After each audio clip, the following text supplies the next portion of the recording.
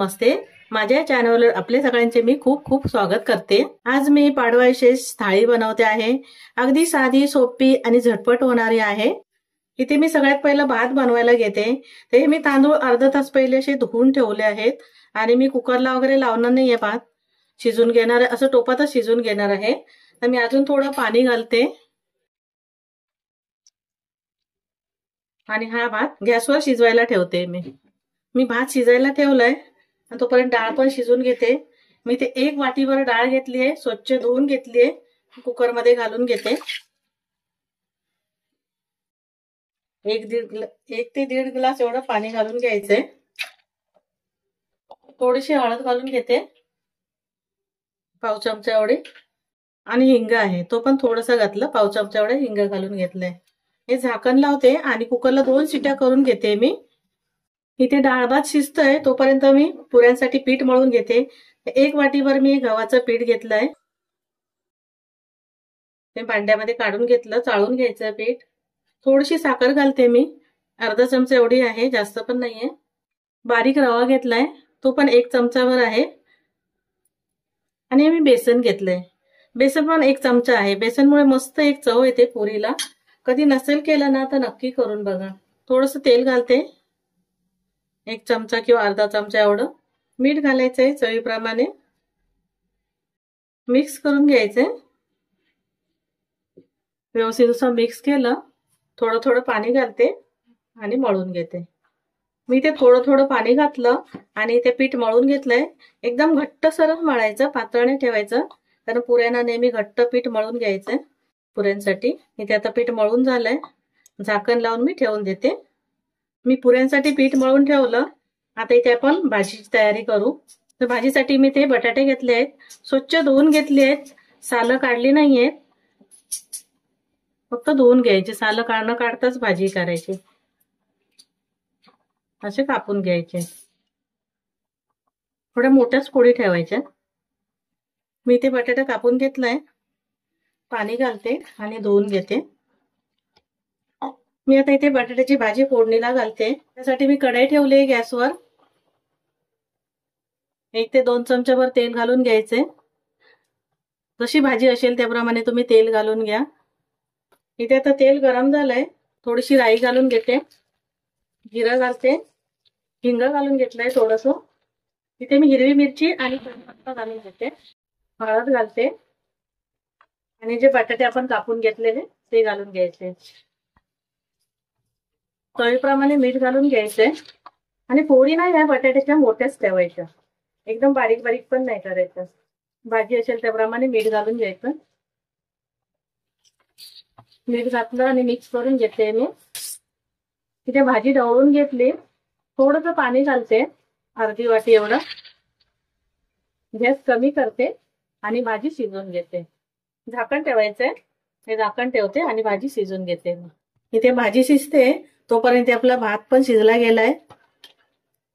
असे तांदूळ भिजून ठेवले ना की छान असा लांब भात होतो आणि मोकळा मोकळा होतो। आता मी पाणी काढून घेते आणि नंतर मुरत ठेवणार आहे। तिथे मी बटाट्याची भाजी शिजत ठेवलेली आणि बघा बटाटा शिजला गेलाय। थोडीशी कोथिंबीर घालून घेते मी वरून, ओलं खोबरं घालायचं, मिक्स करून घेते। 1 वाफ काढायची, झाकण ठेव, ही आपली भाजी तयार आहे। आता ते झाकण ठेवलं, 1 वाफ काढून घेतलीये, परत एकदा ढवळून घेते मिक्स करून। गॅस बंद करते मी आणि भाजी ठेवून देते। आपला भात तयार झालाय, भाजी तयार झाली आहे आणि इथे डाळ पण शिजली गेली आहे। अशी डाळ दिसायला पाहिजे, एकदम शिजलेली पण नाही पाहिजे। आता मी एका भांड्यामध्ये काढून घेते। इथे मी एका टोपामध्ये डाळ ही काढून घेतली आहे। मिरच्या घालायच्या राहून गेलेल्या, दाखवायच्या शिजते वेळी घालायच्या होत्या, तर मी आता घालते। थोडंसं कढीपत्ता घालते, ही कोथिंबीर घातली आहे, मीठ घालायचंय आपल्याला चवीप्रमाणे, ओलं खोबरं घालून घेते, मिक्स करायचंय आणि शिजून घ्यायची डाळ आपल्याला। इथे मी डाळ शिजत ठेवलेली आणि डाळ शिजली गेली आहे। थोडीशी पातळच ठेवायची, जास्त घट्टही नाही करायची। आता मी गॅस बंद करते। ते मी आता खीर बनवायला घेते। तूप घालून घेते. इथे तूप गरम झालंय, त्यामध्ये मी थोडेसे काजू, बदाम, पिस्ता आणि मनुका घेतलेत. ते थोडेसे परतून घेते तुपामध्ये. मी इथे काजू बदाम परतून घेतलेत, काढून घेते. त्याच तुपामध्ये मी आता हे शेवया घालून घेते. हे शेवया भाजलेल्या आहेत अशा, फक्त परतून घ्यायच्या तुपामध्ये. थोडंसं अर्धा ते 1 मिनिट परतून घेतलं तरी चालेल, भाजायच्या नाही आहेत, चांगल्या भाजलेल्या आहेत त्या. इथे शेवया मी परतून घेतल्या 1 मिनिट. थोडं मी पाणी घालते, अर्धी वाटी एवढं पाणी घालायचं आणि थोडे शेवया पहिला शिजून घ्यायच्या पाण्यामध्ये, नंतर मग दूध घालायचं. आता मी 1 ते 2 मिनिटं इथे शेवया शिजून घेते. इथे 2 मिनिटं शेवया शिजून घेतल्या आहेत, तोपर्यंत मी दूध गरम करून घेतलंय. ते दूध घालून घ्यायचंय.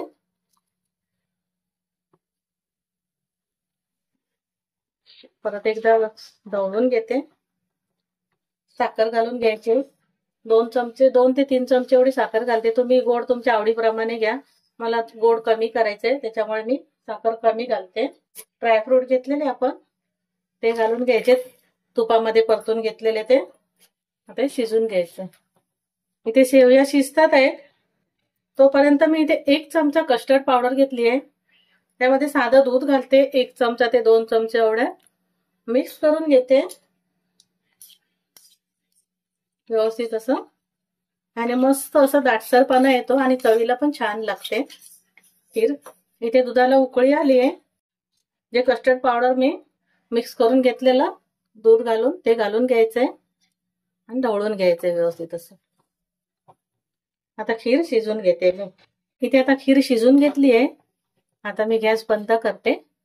ही थोडी थंड होईल ना, मग घट्ट होत जात, अशी घट्ट होईल. इथे मी पुरीसाठी पीठ मळून ठेवलेलं. परत थोडंसं तेल घालते मी आता, 1 चमचाभर एवढं, आणि पीठ मळून घ्यायचंय. इथे आता पीठ मळून घेतलंय. पुऱ्या लाटायला घेते.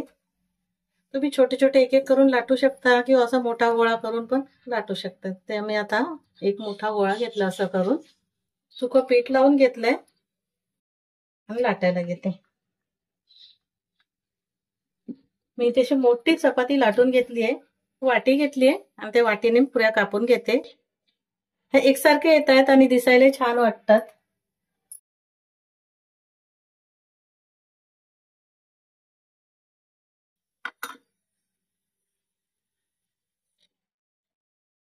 आता मी अशाच पुऱ्या बाकी बनवून घेते. पुऱ्या लाटून घेतल्या, तोपर्यंत तेल गरम करत ठेवलं. तेल गरम झालं की बघते. इथे पुऱ्या मी तळायला घेते.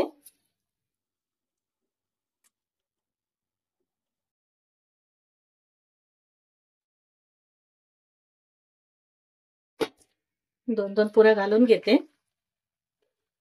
मस्त फुगतात आहेत पुऱ्या आपल्या. मी पुऱ्या तळून घेतल्या. आता मी कांदा भजी बनवते. कांदा भजीसाठी बघा, इथे 2 कांदे पातळ असे बारीक चिरून घेतले आहेत, एकदम पातळ आहेत. थोडंसं मीठ घालून घेते. मिक्स करून घ्यायचे. सर्व असं कांदे मोकळं करून घ्यायचं. मी इथे कांदा आता मोकळा करून घेतला. त्यामध्ये बेसन घालून घेते. 3 ते 4 चमचे पहिलं घालते, नंतर वाटलं तर परत घालून घ्यायचं. हळद घालते थोडीशी, जास्त नाही घालत. हे मिरची पावडर आहे, ते पण पाव चमचा एवढे. हिंग घालते. ओवा घेतलाय, हातावर चोळून घालते असं.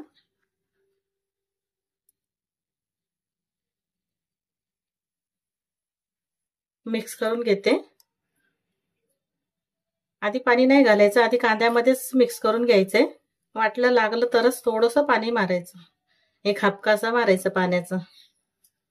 इथे मी 1 ते 2 चमचे एवढं पाणी घातलं आणि मिक्स करून घेतलंय. तोपर्यंत मी तेल गरम करत ठेवलं आहे. तेल गरम तेल आपल्याला घालून घ्यायचंय आणि परत मिक्स करून घ्यायचं. त्याच्यामुळे आपली भजी मस्त अशी कुरकुरीत होतात, गरम तेल घातल्यामुळे. आणि आता भजी करायला घेऊ. इथे मी पुऱ्या तळून घेतल्या, त्याच तेलामध्ये भजी घालून घेते. दोन्ही बाजूने मस्त अशी कुरकुरीत तळून घ्यायची. इथे आपली भजी तयार झाली आहे. मी काढून घेते आणि बाकी सर्व भजी मी असेच बनवून घेते. इथे बघा एकदम कमी वेळेमध्ये आणि झटपट अशी आपली पाडवा विशेष थाळी तयार झाली आहे. वेगळ्या पद्धतीने केली आहे. भाजी मी वरण मस्त असं थोडंसं तूप घालून घेते. अशा प्रकारे तयार झाली आपली अर्ध्या तासामध्ये तयार होणाऱ्या पाडवा विशेष थाळी. ही तुम्हाला माझी रेसिपी आवडली असेल तर लाईक करा, शेअर करा, सबस्क्राईब करा. थँक्यू.